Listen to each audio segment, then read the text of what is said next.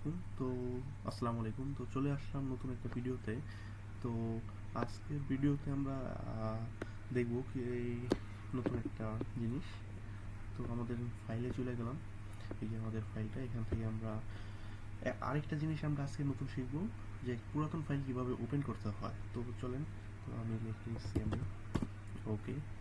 তারপর আমরা আমাদের টিএনপিতে চলে গেলাম, সিডি টিএনপি সিডি, দেন স্ক্রিপ্ট দেওয়ার পর অ্যাক্টিভেট করতে হবে।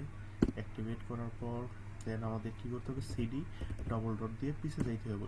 কারণ আমাদের কী থাকতে হবে, আমাদের জ্যাঙ্গো গাজীপুর এই ফাইলের মধ্যে আমাদের মানে এই যে রান সার্ভার করতে হবে। তো তার জন্য আমাদের সিডি ডবল ডট আবার দিতে হবে।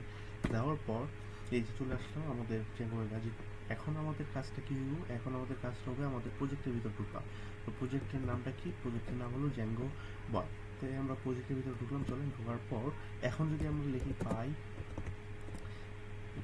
এই যে ম্যানেজ ডট পাই আসা পড়ছে, তাহলে আমাদের রান সার্ভার এই যে লিখলাম।